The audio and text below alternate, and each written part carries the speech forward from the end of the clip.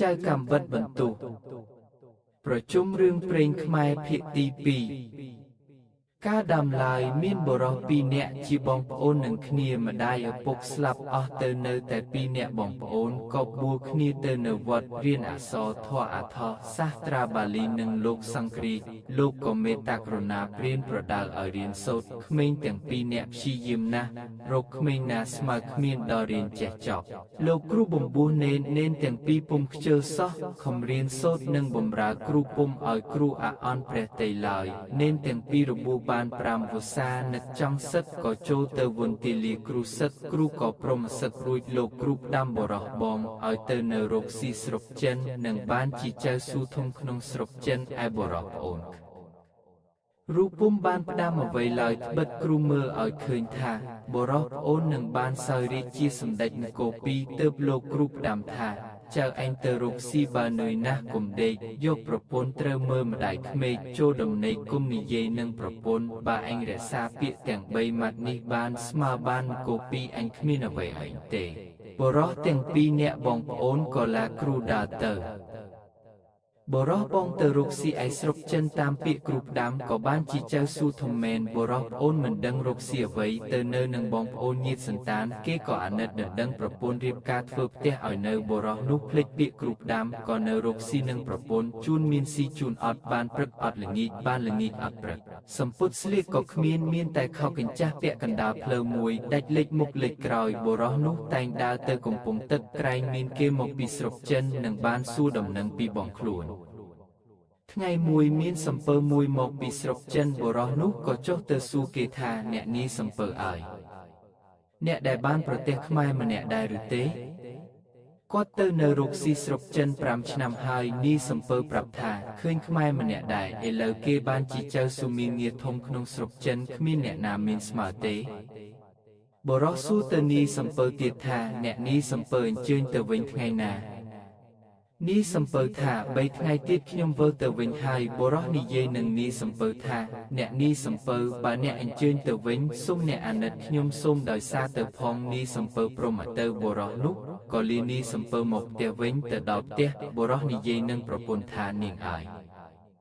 យើងសពថ្ងៃនេះក្រលំបាកណាស់ឥឡូវនេះគឺដំណឹងថាបងអ្នកដែលទៅនៅស្រុកចិនគេមានគេបានជាចៅស៊ូធំក្នុងស្រុកចិនឥឡូវបងចំទៅសួរក្រែងបងគេឃើញឯងក៏គេអាណិតប្រកាសចាយសម្ពុតឲ្យស្លៀកពាក់ខ្លះប្រពន្ធធ្វើប្តីថាដូច្នោះសួរថាចុះអ្នកទៅជាមួយអ្នកណាបរោះជាប្តីប្រាប់ថាបងសុំដោយសារសំពើគេព្រមឲ្យទៅ3ថ្ងៃទៀតគេចេញសំពើហើយប្រពន្ធថាបើអ្នកទៅក៏ទៅចុះលុះដល់3ថ្ងៃបរោះក៏ចុះទៅនេះសំពើឃើញបរោះនោះទៅក៏គេហៅចុះសំពើចេញទៅកាលបើសំពើរៀនទៅបរោះនោះមើលថែទាំជួយរក្សារបស់ទ្រព្យនេះសំពើដោយរបស់ខ្លួននេះសំពើឃើញបរោះនោះមានគំនិតមាយាទល្អក៏ស្រឡាញ់រាប់អានអាណិតឲ្យបាយទឹកស៊ីតែសពថ្ងៃរៀងទៅឯប្រពន្ធបរោះនោះកាលក្រោយបរោះជាប្តីទៅស្រុកចិនក៏លួចមានសហាយយកមកដេកយប់ថ្ងៃឲ្យទៅវិញនិយាយពីបរោះដែលទៅជាមួយនឹងនេះសំពើលុះដល់ស្រុកចិនក៏សួរនេះសំពើថាវិលទៅស្រុកខ្មែរវិញថ្ងៃណាប្រាប់ខ្ញុំផងនេះសំពើប្រាប់ថា3ថ្ងៃទៀតនឹងចេញទៅបរោះសិលដូច្នោះក៏ទៅសួររកបងទៅដល់មាត់ទ្វារផ្ទះបងឃើញមនុស្សចាំទ្វារសួរគេថានេះហើយឬផ្ទះលោកចៅស៊ូខ្មែរអ្នកចាំទ្វារប្រាប់ថានេះហើយផ្ទះលោកចៅស៊ូអ្នកចាំទ្វារសួរបរោះវិញថាអ្នកឯងមកពីណាមកសួររកផ្ទះចៅស៊ូ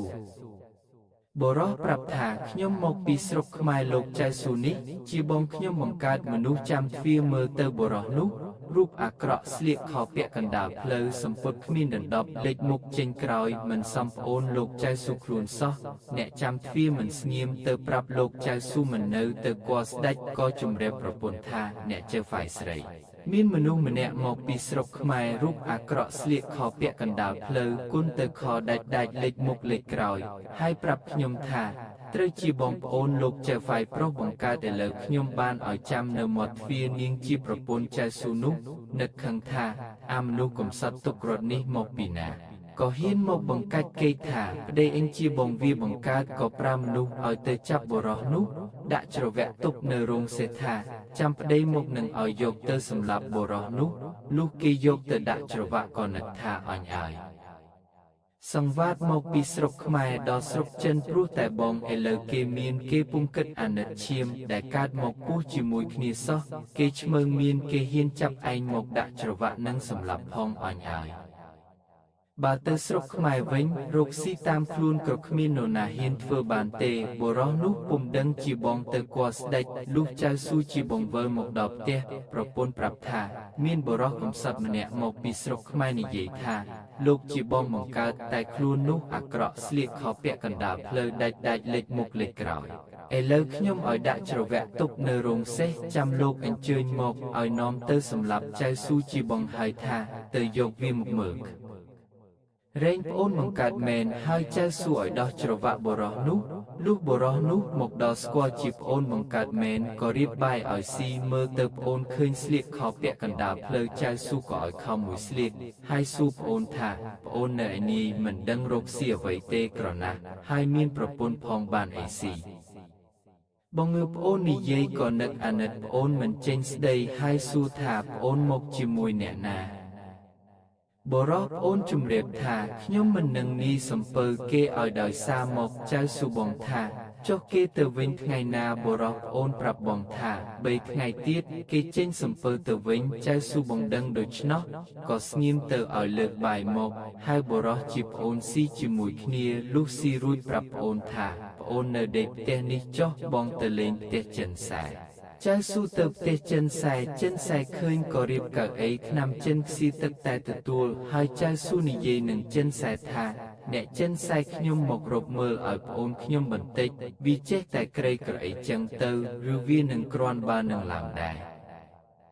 ចិនសែទីងសៀវភៅរកមើលសពទៅទីថាប្អូនលោកមិនជាអ្នកក៏រហូតទេ7ឆ្នាំទៀតនឹងបានសោយរាជជាស្ដេចនគរ2លោកនឹងបានជាធំក្នុងរាជការដោយសារប្អូនប៉ុន្តែលើនេះលំបាកណាស់ដល់វិលទៅស្រុកវិញពាក់កណ្ដាលផ្លូវនឹងបានទ្រព្យដំឡែងគោ2ជាសម្រាប់ខ្លួនតែថាឃ្លាតទៅវិញដល់កំណត់បានសោយរាជនឹងបានទ្រព្យនោះមកជាសម្រាប់បុណ្យវិញទាំងអស់ចៅស៊ូបានដឹងដំណឹងប្អូនដូច្នោះក៏ឡាចិនសែទៅផ្ទះវិញដល់3ថ្ងៃនេះសំពើគេផ្ទុកសំពើរៀបនឹងចេញទៅថ្ងៃនោះចៅស៊ូជាបងយកផាដិបមកហែកមួយត្បូងហុចទៅឲ្យបុរសជាប្អូនបុរសជាប្អូនក៏ទទួលយកផាដិបមួយត្បូងលាបងចុះទៅដើរបណ្ដើរគិតបណ្ដើរនឹកតូចចិត្តស្ទើរមិនចង់កាន់ផាដិបនោះសោះចេះតែនឹកតូចចិត្តថាបងប្អូននឹងគ្នាតាំងពីឪពុកម្ដាយស្លាប់ចោលទៅនៅកំព្រាតែបងប្អូន2នាក់កាលវេលាក៏ចេះស្រឡាញ់រាប់អានគ្នាដល់វេលាមានទាត់គ្នាចោលឈ្មើងមានស្ទើរមិនរាប់គ្នាមាសប្រាក់ដាក់ឃ្លាំងគោកមិនហ៊ានយកឲ្យគ្នាមួយស្លឹងយកតែខ្មោចផាដិបឲ្យគ្នាមួយត្បូងលុះបុរសនោះដើរទៅដល់កំពង់ក៏ឡើងលើសំពៅនីសំពៅឲ្យកូនឈ្នួលស្រាវយុទ្ធកាសាក្តោងបើកទៅហើយនីសំពៅសួរបុរសនោះថាប្អូនទៅឲ្យលោកចៅសួរតើលោកឲ្យអ្វីខ្លះបុរសប្រាប់នីសំពៅថាគ្មានឲ្យអ្វីទេឲ្យតែផាដិបមួយត្បូងនិងខោមួយនីសំពៅបានដឹងហើយក៏នៅស្ងៀមលុះបើកសំពៅទៅដល់ពាក់កណ្ដាលផ្លូវយប់ងឹតនឹងទៅពុំរួចក៏ឲ្យបោះយុទ្ធកាដេកហេតុតែបុណ្យដល់បុរសក៏នឹងឃើញពាក្យដែលគ្រូផ្ដាំថានឿយណាស់កុំដេកឥឡូវអស់អ្នកសំពៅនេះដេកអស់ដូច្នេះអញកុំឲ្យដេកក៏អង្គុយនៅក្បែរដងក្តោងពុំហ៊ានដេកលុះដល់អាធ្រាត្រមានយក្សមួយហោះមកឃើញសំពៅវាចុះមកប៉ងនឹងស៊ីមនុស្សហើយវាឈ្ងោកមើលទៅក្នុងសំពៅធ្លាក់ពុកមាត់ទៅលើបុរសនោះក៏ស្ទុះទៅស្រវីចាប់ជាប់ហើយស្រែកថាឯងស្លាប់នឹងដៃឥឡូវនេះហើយយក្សខេបុរសថាដូចនោះផិតភ័យណាស់តែស្ទុះទៅមិនរួចត្បិតបុរសនោះចាប់ពុកមាត់ជាប់យក្សភ័យក្រែងស្លាប់ក៏និយាយនឹងបុរសនោះថាអ្នកបុរសអើយបើអ្នកអាណិតលេងខ្ញុំនឹងតបគុណអ្នកជាខ្សែចង្ដៃដំបងវីឯងឆ្នាំងចិនឯងខ្សែនឹងដំបងនេះបើមានបច្ចាមិត្តពីណាមកប្រមាថឲ្យតែខ្សែទៅចុងដំបងទៅវីបច្ចាមិត្តនោះនឹងស្លាប់វិនាសអន្តរាយអស់ឯឆ្នាំនេះបើឃ្លានអាហារចំណីហើយនឹងចង់បរិភោគអាហារចំណីអ្វីប្រាប់ឆ្នាំងថាឆ្អិនឡើងអញស៊ីក៏ឆ្អិនអញឡើងបានបរិភោគមិនបាច់ដាំឡើយបុរសដូច្នោះក៏ថាបើដូច្នោះយកខែងឲ្យមកអញសិនសឹមអញលែង ยะก็หอยประดับแต่งนุหมกบรอนุตัวยกให้เลงยะนุเตอยะก็ฮอเตลุมเนวิเวงลูกปรึกลางบรอนิเยปรับนีสัมเปอร์ธาเนนีสัมเปอร์ยบមិនមានយៈមួយមកគិតនឹងស៊ីយើងរាល់គ្នាគុំតែបានខ្ញុំគុំអីយៈវាស៊ីអស់ទៅហើយបើអ្នកនេះសំពើមិនជឿខ្ញុំសូមមើលសំណូកយៈដែលវាលោកខ្ញុំនេះមានខ្សែចង្អែងដំបងវាឯងឆ្នាំងឆ្អិនឯងផងនេះសំពើដូច្នោះសួរថានៅឯណាប្អូនយកមកឲ្យបងមើលផងបរោះនោះហេតុតែជាមនុស្សត្រង់ក៏យករបស់ទាំងនោះមកបង្ហាញនីសំពើឃើញរបស់ទាំងនោះនឹកថារបស់ទាំងនេះមានតម្លៃឥតស្ដេចនេះមិនណាមានឡើយបរោះនេះមានសំណាងខ្ពស់អីម្លេះបានទ្រព្យឲ្យយ៉ាងនេះនីសំពើនឹកទៀតថាបរោះនេះល្ងងឆោតណាស់អញគិតបញ្ឆោតថាទុករក្សាបើសំពើទៅដល់គុកត្រង់ណាអញនឹងបញ្ឆោតឲ្យវាឡើងហើយអញបើកសំពើទៅចោលអញនឹងយកទ្រព្យទាំងអស់នេះនីសំពើគិតដូច្នោះហើយនិយាយថាសូមប្អូនឲ្យទ្រព្យរបស់ទាំងនេះមកបងរក្សាទុកបិទប្អូនឯងគ្មានហឹបដាក់បរោះគិតស្មានថានីសំពើគេយកមករក្សាទុកឲ្យតាមត្រង់មិនដឹងជាគេទុចចរិតនឹងខ្លួនឡើយទើបយករបស់ប្រគល់ទៅនីសំពើទាំងអស់នីសំពើក៏បើកសំពើទៅដល់ចុងកោះមួយដែលមានដើមល្វាមួយដាំដុះក្នុងទឹកនីសំពើឲ្យចាប់ដើមល្វានេះឈប់ហើយនិយាយនឹងបរោះថាបងចង់ប្រាប់ប្អូនឲ្យឡើងបេះផ្លែល្វាស៊ីបរោះនីសំពើប្រើក៏ឡើងដើមល្វាបេះផ្លែមិនដឹងជាគេនឹងចេញសំពើទៅចោលសោះហើយនីសំពើចង្អុលថាប្អូនឡើងទៅមេឃលើប្អូនបោះអាចង្កំធំនោះឲ្យបងបរោះក៏ឡើងទៅលើមេឃលើនីសំពើឲ្យកូនឈ្នួលច្រានសំពើបើកចោលបរោះនោះទៅបរោះស្រែកហៅគេឲ្យមកយកគេក៏ពុំមកបរោះគិតថាអញឲ្យគេបញ្ឆោតឲ្យឡើងដើមល្វាគេចេញសំពើទៅចោល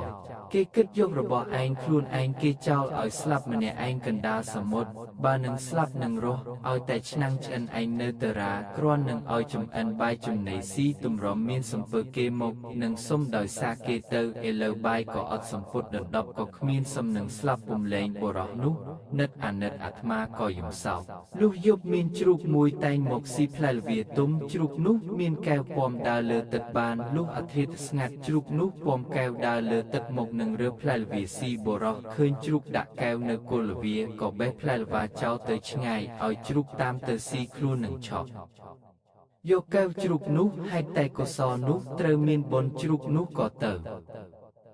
ស៊ីឆ្ងាយពីកែវបរោះក៏សម្រូតចុះមកឆក់កែវជ្រូកបានរត់ចេញទៅខំដើរទៅទាំងយប់លុះព្រឹកក៏បានទៅទាន់សំពើក៏ស្រែកហៅថាអីអ្នកនេះសំពើចាំខ្ញុំផងនេះសំពើមាត់បែរមើលទៅឃើញស្គាល់ថាបរោះក៏ឲ្យមូក្តងឈប់ចាំបរោះទៅដល់ឡើងលើសំពើនិយាយថាអ្នកបងនេះសំពើមិនគួរគិតអាក្រក់មកចោលខ្ញុំឲ្យស្លាប់កណ្ដាលសមុទ្រសោះគុំតែកុសលខ្ញុំមានកុំអីស្លាប់បងអាសាតែម្នាក់ឯងនេះសំពើឆ្លើយដល់ថាអប្អូនអើយបងស្មានថាប្អូនចុះមកខាងក្បាលសំពើហើយបងមិនមានគិតចង់ចោលប្អូនទេហើយនេះសំពើថាអើប្អូនបានអីក៏ដើរលើទឹកបាន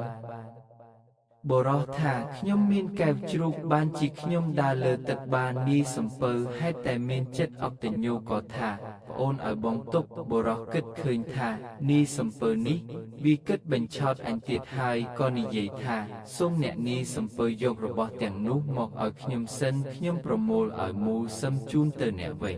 ត្បិតរបស់នេះមានប្រយោជន៍អីដល់ខ្ញុំគង់តែខ្ញុំជូនអ្នកទាំងអស់ទេនេះសំពើដូច្នោះនឹកថាបរោះនេះវាជាអ្នកល្ងងគង់តែបានមកដែរឯងវិញទាំងអស់ទេក៏យកខ្សែចងដំបងវាឯងឆ្នាំងចិនឯងនឹងផាឌិបមួយត្បូងព្រមទាំងខំមកឲ្យបរោះទទួលរៀបវិចរួចសពគ្រប់ក៏សំពះលានីសំពើចុះដើរលើទឹកទៅនេះសំពើនឹកស្ដាយក្រោយមិនចេញស្ដីមួយម៉ាត់បរោះខំដើរដោយអំណាចកែវផ្លូវដើរ7យប់បរោះដើរតែមួយថ្ងៃតបប្រលប់ដល់ផ្ទះលុះបរោះទៅដល់ផ្ទះក៏ស្រែកហៅប្រពន្ធថានាងឲ្យនាងបើកទ្វារឲ្យបងទៅផងបងមកដល់ហើយឯប្រពន្ធជាស្រីអាក្រក់ក្បត់ចិត្តប្តីកំពុងតែដេកអបស្ហាយឬមាត់ប្តីហៅធ្វើជាថាអ្នកណាហៅអីប្តីឯងមិននៅទេគុំមកហើញ បរស័យប្រពន្ធថាដូច្នោះនឹកថាប្រពន្ធចិត្តត្រង់នឹងខ្លួនក៏ឆ្លើយថាបងមកហើយនាងប្រពន្ធថាយីអ្នកទេខ្ញុំគិតថាមនុស្សផ្ដេសផ្ដាស់វាហៅខ្ញុំហើយមេនោះថាអ្នកចាំខ្ញុំអុជចន្លុះសិនតែវាបណ្ដោះសហាយវាសោះបរោះក៏ជីកដីក្រោមជណ្ដើរកប់កែវនឹងខ្សែចុងដំបងវាឯងឆ្នាំងឆ្អិនឯងរួចលុបដីទៅមេនោះបណ្ដោះសហាយវារួចវាអុជចន្លុះមកទទួលប្តីឡើងទៅលើផ្ទះរៀបបាយទឹកឲ្យប្តីស៊ីរួចវានាំប្តីចូលដេកពេលដេកវានិយាយថាអ្នកទៅស្រុកចិនបានអីមកផ្ញើខ្ញុំខ្លះបរោះជាប្តីប្រាប់ប្រពន្ធថាបងគ្មានបានអីទេបងគេឲ្យខោមួយផាដិបមួយត្បូងមេនោះធ្វើជាស្រែកយំថាមិនមែនទេអ្នកកុហកខ្ញុំមិនដែលអ្នកណាទៅដល់បងហើយគេមានក៏នឹងឲ្យផាដិបមួយត្បូងខោមួយដូចនេះទេបរោះនឹកពាក្យគ្រូផ្ដាំថាចូលដំណេកគុំនិយាយនឹងប្រពន្ធបរោះនោះក៏ថាណហើយនាងចាំព្រឹកសឹមបងប្រាប់ឯសហាយមេនោះវាលស្ដាប់ក្រោមផ្ទះមេនោះសួរប្តីទៀតបរោះស្មានថាប្រពន្ធចិត្តត្រង់នឹងខ្លួនអាណិតប្រពន្ធនឹងចង់ប្រាប់តែក្រែងខុសនឹងបណ្ដាំគ្រូក៏រ៉ារែកក្នុងចិត្តដល់មេនោះចេះតែទូចសួរបរោះក៏ភ្លេចដោយយល់ឃើញថាយប់នេះស្ងាត់នឹងដោយមិនដឹងជាសហាយប្រពន្ធនោះនៅក្រោមផ្ទះក៏ប្រាប់ប្រពន្ធថាបងកប់កែវជ្រូកមួយខ្សែចង្អែងមួយដំបងវីឯងមួយឆ្នាំងចិនឯងមួយនៅក្រោមជណ្ដើរមុខផ្ទះសហាយក៏មកគាស់យកអស់បរោះនិងប្រពន្ធក៏ដេកលូកទៅលុះព្រឹកឡើងបរោះនោះទៅរករបស់បាត់អស់ឃើញតែស្នាមបរោះនោះមិនចេញស្ដីដោយដឹងច្បាស់ថាប្រពន្ធមានសហាយក៏ធ្វើគ្នាងដាក់ជណ្ដើរយកខ្សែចង្អុលទៅប្តឹងចៅក្រមទទួលជំរះវិជណ្ដើរពិចារណាសួរថាជណ្ដើរឯងទទួលបញ្ញាបរោះនេះម្ដេចឯងឲ្យមនុស្សលួចរបស់គេអស់ចៅក្រមហេតុតែជាអ្នកឥតប្រាជ្ញាមិនយល់ការរៈជ្រៅអាកំបាំងក៏បួលគ្នាសើចនឹងបរោះស្ដីឲ្យបរោះថានាំបង្កើតក្តីថាបរោះឯងឈួតគ្មានជីដូនជីតានរណាគេក្តីនឹងចណ្ដាលដូចនៅឯងទេចៅឯងទៅរកនរណាគេជំរះឲ្យចុះបរោះក៏ចង់ចណ្ដាលអូសចូលទៅក្នុងព្រះរាជវាំងពេលនោះជួនជាស្ដេចទ្រង់ចេញប្រថាប់នៅចុងព្រះរាជរោងទ្រង់បានទតឃើញស្ដេចទ្រង់ឲ្យអាមាត្យឲ្យរត់ទៅហៅបរោះនោះមកហើយទ្រង់មានព្រះបន្ទូលសួរបរោះថាដំណើរដូចម្ដេចបានជាអ្នកដាក់គ្នាងចណ្ដាលហើយចង់អូសដូច្នោះតាមមកពីហេតុអ្វីបរោះនោះក្រាបបង្គំទូលថាសូមទ្រង់ព្រះមេត្តាប្រោសការដើមឡើយទូព្រះបង្គំបានយករបស់ទៅជីកប់ក្រោមជណ្ដើរនេះផ្ញើនឹងជណ្ដើរឲ្យជណ្ដើររក្សាឲ្យជណ្ដើរនេះឲ្យមនុស្សលួចយកអស់បានជាទូព្រះបង្គំពុំសុខចិត្តនឹងជណ្ដើរនេះស្ដេចមានព្រះបន្ទូលសួរបរោះថារបស់អ្វីខ្លះ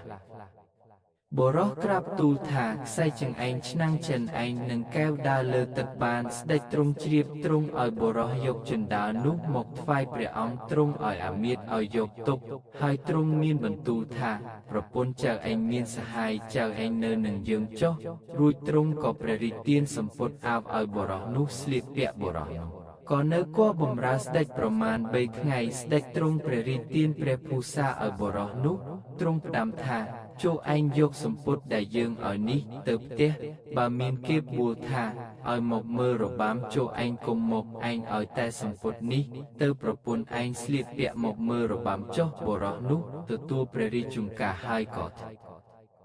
វិបង្គំលាវើទៅផ្ទះវិញឯប្រពន្ធឃើញប្តីបានសម្ពុតល្អធ្វើរកជាស្រឡាញ់ប្តីណាស់លុះព្រឹកឡើងស្ដេចឲ្យប៉ាវគង់ថាឲ្យអស់អាណាប្រជានុរាស្ត្រទាំងអស់មើលរបាំត្បិតស្ដេចចាត់ចែងរបាំឲ្យអស់រាស្ត្រមើល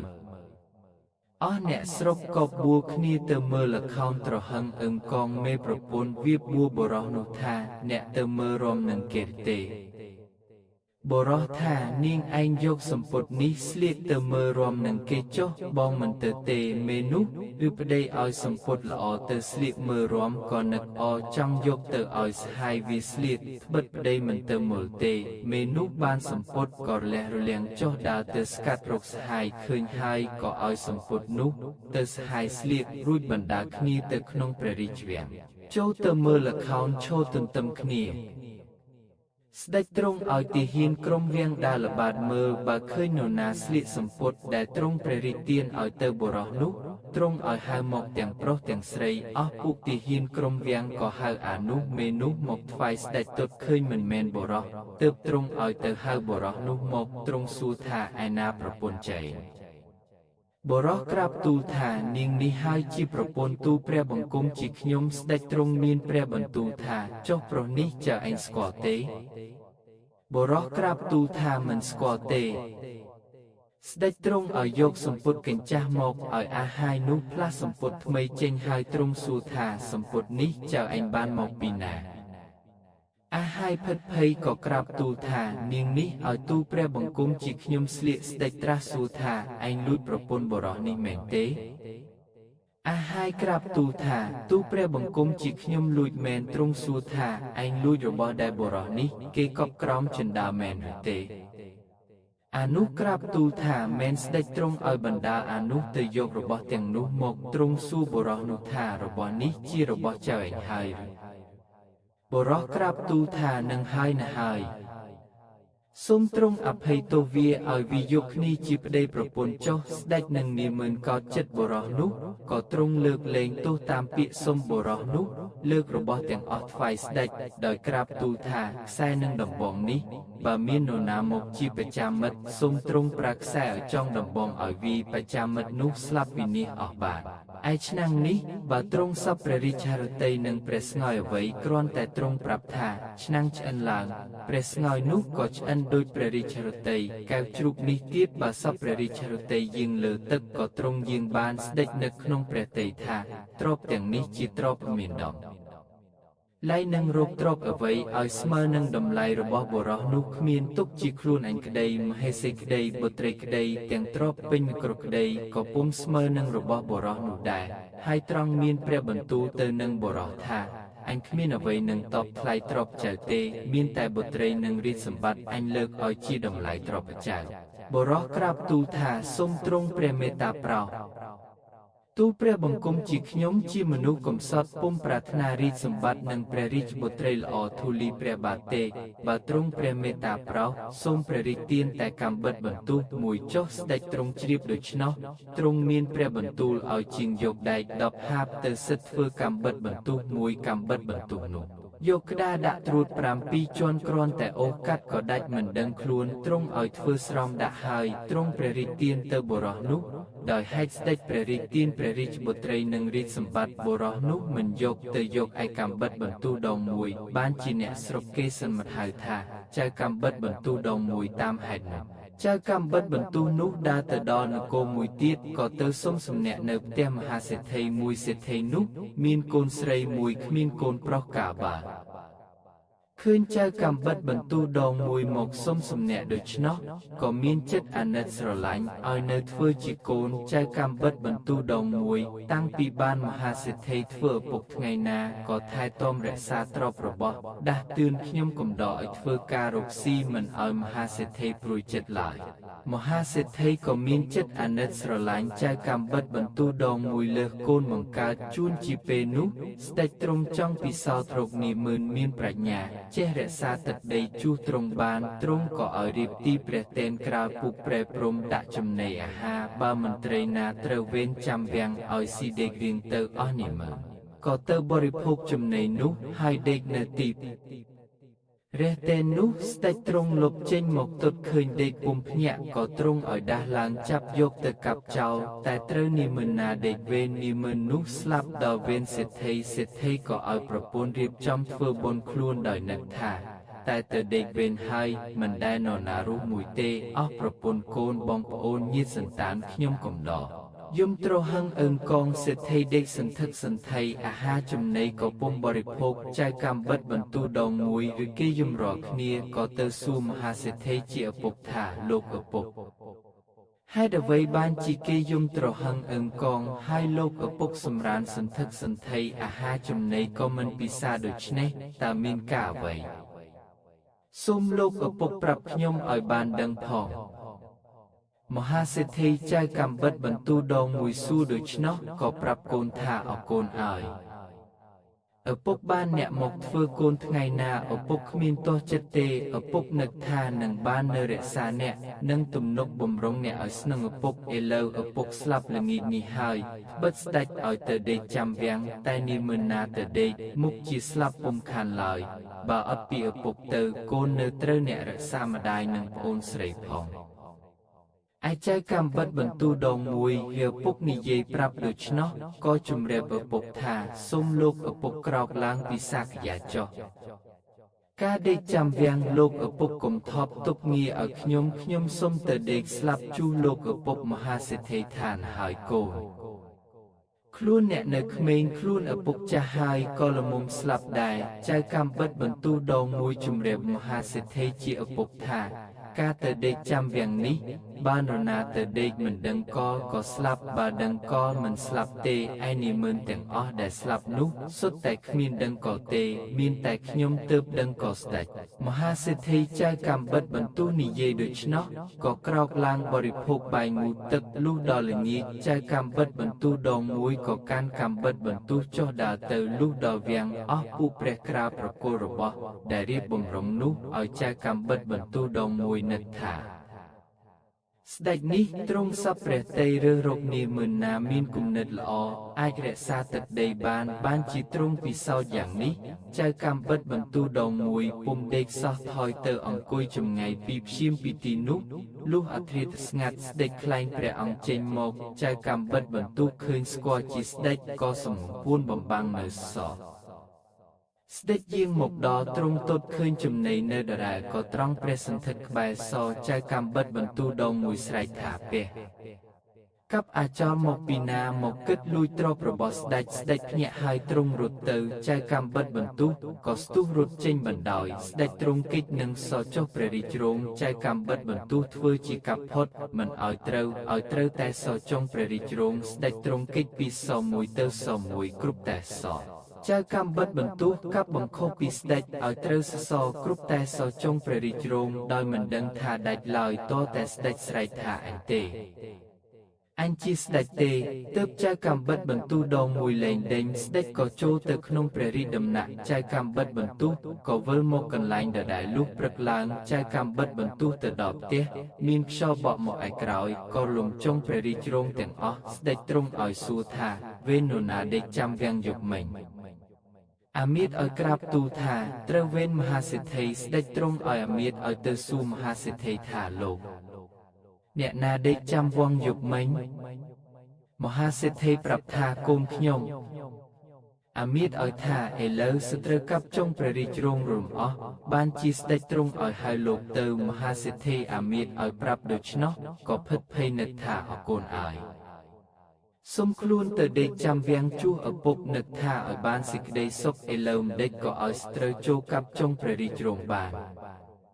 មហាសេដ្ឋីក៏បារម្ភខ្លួនក្រែងស្លាប់លុះដើរទៅដល់ទីចុងព្រះរាជរោងឃើញចុងព្រះរាជរោងរំអស់ក៏រឹតតែភ័យជាថ្មីទៀតអាមាត្យឲ្យនាំមហាសេដ្ឋីទៅដល់ស្ដេចទ្រង់សួរថាមហាសេដ្ឋីត្រូវវេនអ្នកឬអ្នកណាយប់មិញមហាសេដ្ឋីក្រាបទូលថាត្រូវវេនទូលព្រះបង្គំជាខ្ញុំស្ដេចមានព្រះបន្ទូលថានរណាដេកចាំវាំងសេដ្ឋីទូលថាកូនទូលព្រះបង្គំជាខ្ញុំទទួលព្រះរាជទានដំណេកចាំវាំងទ្រង់មានព្រះបន្ទូលថាមហាសេដ្ឋីអ្នកមានកូនប្រុសពីកាលណាក្រែងអ្នកមានតែកូនស្រីទេមហាសេដ្ឋីក្រាបទូលថាសូមទ្រង់ព្រះមេត្តាប្រោសកូនរបស់ទូលព្រះបង្គំជាខ្ញុំនេះកំព្រាមិនដឹងជាមកពីណាទូលព្រះបង្គំជាខ្ញុំឃើញកំព្រាក៏សុំជាកូនត្បិតគ្មានកូនប្រុសស្ដេចមានព្រះបន្ទូលថា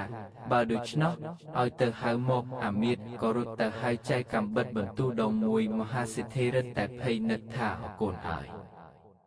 សុំស្លាប់ជាមួយឪពុកថ្ងៃនេះជាប្រកាសពុំលែងអាមាត្យឲ្យដែលទៅហៅចៅកម្មបិតបន្ទូលុះទៅដល់ប្រាប់ប្រពន្ធមហាសេដ្ឋីថាអ្នកស្រីស្ដេចទ្រង់ឲ្យហៅកូនប្រុសអ្នកនាងជាប្រពន្ធមហាសេដ្ឋីថាអ្នកអាមាត្យឲ្យឥឡូវវាដេកទៅហើយព្រោះយប់មិញទៅដេកចាំវាំងអត់ងុយតព្រឹកអាមាត្យឲ្យថាទេអ្នក បើទុកជាអត់មួយយ៉ាងណាក៏ដាស់ឡើងត្បិតស្ដេចទ្រង់ហៅប្រញាប់ប្រពន្ធមហាសេដ្ឋីប្រណីកូនមិនហ៊ានដាស់បញ្ជូនកូនស្រីឲ្យទៅដាស់ថានាងឯងទៅដាស់បងឡើងឯនាងកូនស្រីប្រកែកថាទេម៉ែខ្ញុំមិនហ៊ានទៅដាស់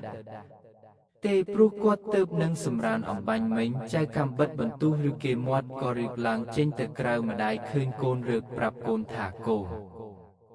ស្ដេចទ្រង់ហៅកូនទៅឥឡូវរីកបំរើគេអង្គុយតែចាំចៅកំបិតបន្ទុះក៏លុបមុខសិតសក់ឆ្លុះកញ្ចក់ស្លៀកសំពត់ចុះទៅជាមួយអាមាត្យទៅដល់ស្ដេចមានព្រះបន្ទូលសួរថានឹងហើយឬកូនអ្នកឯងមហាសេដ្ឋីមហាសេដ្ឋីទូលថាសូមទ្រង់ព្រះមេត្តាប្រោសនឹងហើយកូនទូព្រះបង្គំជាខ្ញុំស្ដេចទ្រង់សួរថានរណាដេកចាំវាំងយប់មិញចៅកំបិតបន្ទូលដងមួយក្រាបបង្គំទូលថាទូព្រះបង្គំជាខ្ញុំទទួលព្រះរាជមានដំណេកយប់មិញស្ដេចទ្រង់ព្រះសម្ដាប់ហើយទ្រង់មានព្រះបន្ទូលទៅនឹងមហាសេដ្ឋីថាមហាសេដ្ឋីការដែលដាច់រលំព្រះរាជរងអញអស់នេះអញពុំមានចិត្តខឹងទេធ្វើឡើងជាថ្មីទៀតបានតែរើសរកមនុស្សដូចកូនអ្នកនេះមិនបានទេនេះហើយទើបគេហៅមនុស្សពេញលក្ខណៈហើយទ្រង់សួរថាចៅឯងឈ្មោះអ្វីចៅកំបិតបន្ទូលដងមួយក្រាបទូលថាទូព្រះបង្គំជាខ្ញុំឈ្មោះចៅកំបិតបន្ទូលដងមួយស្ដេចមានព្រះបន្ទូលថាចៅកំបិតបន្ទូលយប់មិញដែលឯងដេញកាប់អញនោះតើកាប់នឹងអ្វី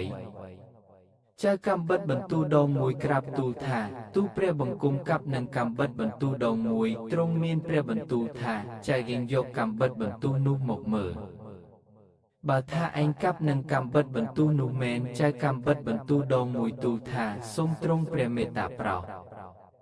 បើទ្រង់ចង់ជ្រាបថាកំបិតបន្ទូលនេះមុតឬមិនមុតទ្រង់ឲ្យយកក្តារមកដាក់តម្រួតគ្នា7ជាន់ទូព្រះបង្គំគ្រាន់តែអូសថ្វាយទតស្ដេចពុំជឿទ្រង់បង្គាប់អាមាត្យឲ្យយកក្តារមកដាក់ត្រួតគ្នា7ជាន់ហើយទ្រង់ឲ្យចៅកំបិតបន្ទូលដងមួយយកកំបិតបន្ទូលទៅអូសដើម្បីទ្រង់ទតចៅកំបិតបន្ទូលដងមួយក៏យកកំបិតបន្ទូលទៅអូសកាត់តឹងរួចស្ដេចទ្រង់សួរថាដាច់ហើយឬនៅ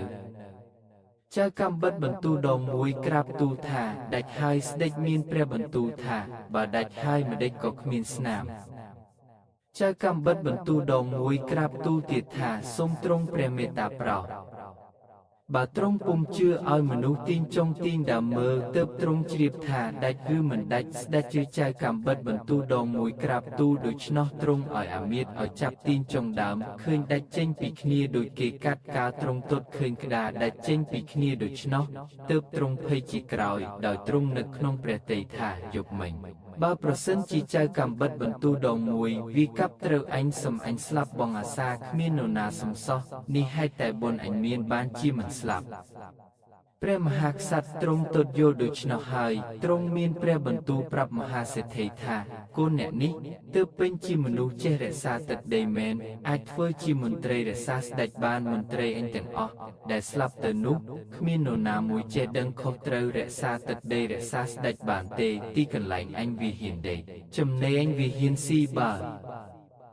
ចំណេញនឹងដំណេកអញវាហ៊ានធ្វើយ៉ាងនេះទៅហើយបើប្រសិនអញមិននៅមើលទៅចិត្តងាមើលដែលអញសម្លាប់នេះប្រហែលជាវាហ៊ានឡើងដេកនឹងប្រពន្ធកូនអញមិនលែងឡើយហើយទ្រង់បង្គាប់មហាសេដ្ឋីថាមហាសេដ្ឋី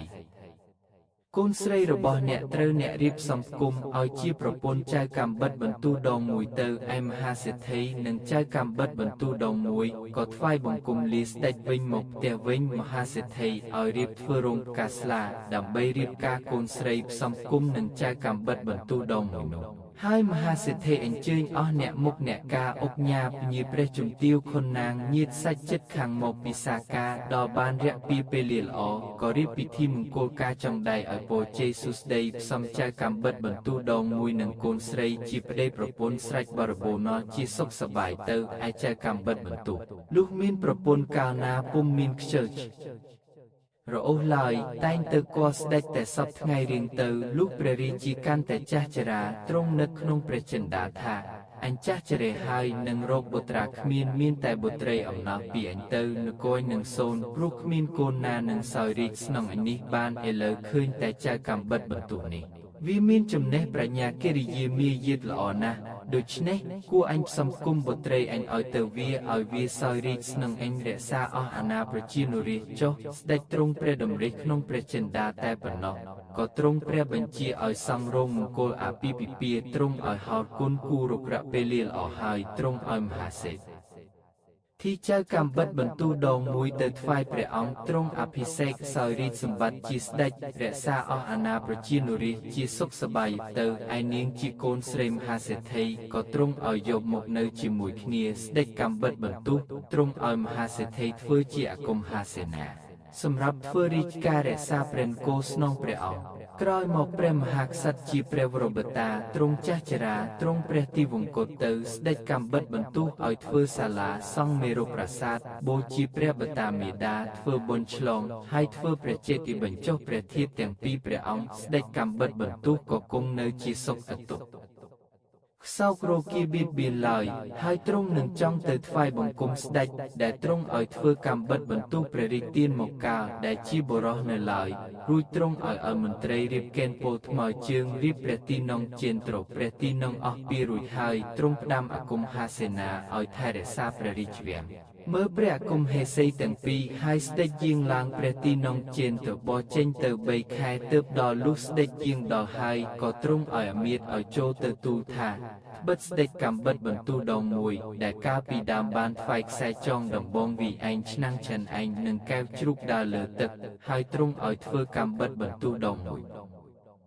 រះរីកទានទៅឥឡូវបានសោយរាជជាស្ដេចចូលមកថ្វាយបង្គំព្រះអង្គអាមាត្យឲ្យទទួលព្រះបណ្ដាំក៏ថ្វាយបង្គំទូលស្ដេចនោះតាមព្រះរាជបញ្ជា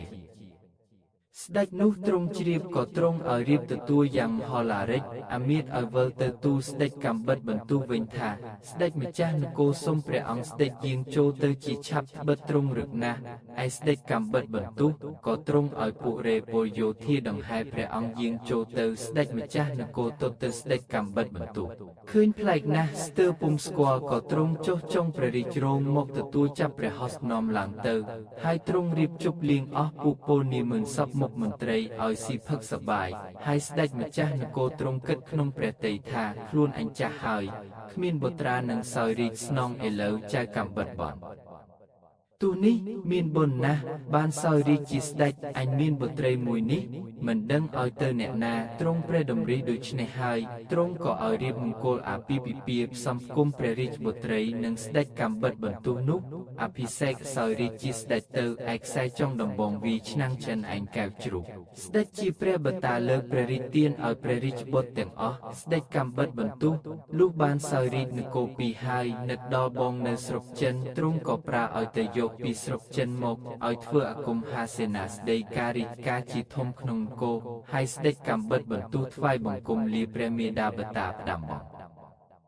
យមើការរាជការរក្សាវាំងហើយស្ដេចយាងវិលទៅនគរដើមវិញតែងយាងទៅយាងមកទៅការខុសត្រូវថែទាំរក្សាអស់អាណាប្រជានុរាស្ត្រជាសុខសប្បាយរៀងទៅនឿយណាស់គុំដេកយកប្រពន្ធឲ្យមើលម្ដាយក្មេកដេកយប់គុំនិយាយនឹងស្រី